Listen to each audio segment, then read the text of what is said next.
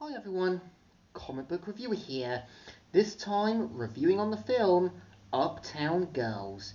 Now, as you know, Uptown Girls was a 2003 comedy drama film which was meant to star Brittany Murphy in the role of Molly Gunn, who is obviously meant to be this daughter of this once famous late Rockstar who's basically living on a trust fund and spending her cash like no tomorrow until she learns more about what's been happening with the money.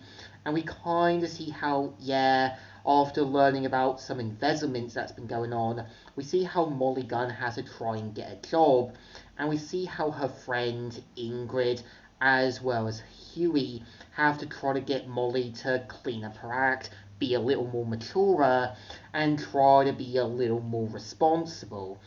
And we kind of see how Huey gets the idea to have her become the nanny to her boss, to his boss's daughter.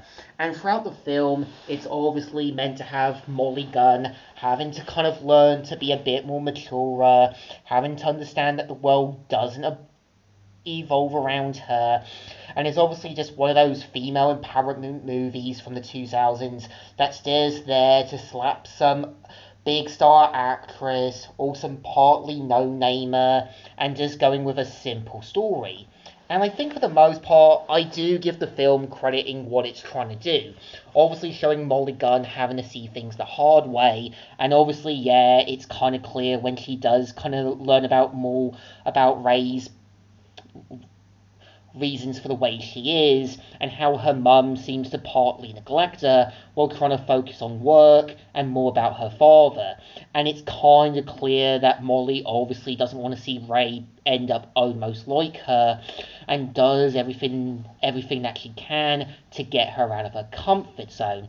But I think the film also makes it clear that Molly still sees things partly like a little kid, and it's clear the people around her either got uncomfortable, annoyed, and most of it was brought on by Molly's own negligence or never really owning up to her part. Like, obviously, it's kind of clear when you got big this this upcoming musician, Neil Fox, is creeped out by her original apartment. And yeah, it's kind of clear Neil did a song that he thought would inspire her. But again, Molly bought most of that on herself and never really stopped to think how, yeah, Neil would use it as a sort of song.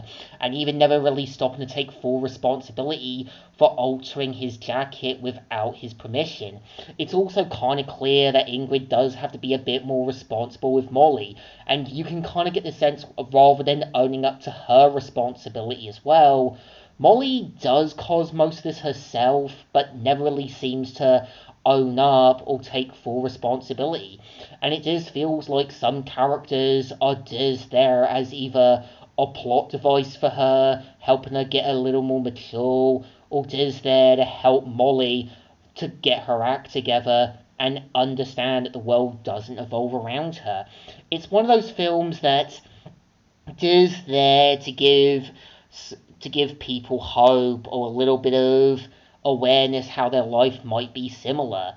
And the problem is, I don't think Brittany Murphy was bad. I think it's clear that, yeah, before her death, she could do other good stuff. But I think they were going with an actress who just needed to look the part to be there. Someone to look similar to Dakota Fanning.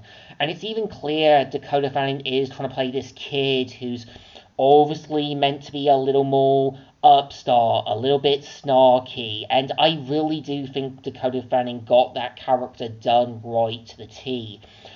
But I feel like Uptown Girls is one of those films, much like 13 Going on 30, or obviously other certain female empowerment films, that's just there to either be a product and is there to be around from the early 2000s. I think it's okay, it's not great, just there to be blandish, so it definitely deserves thumbs in the middle. It's okay, not great, but nothing spectacular or amazing. So, comic reviewer here, signing out.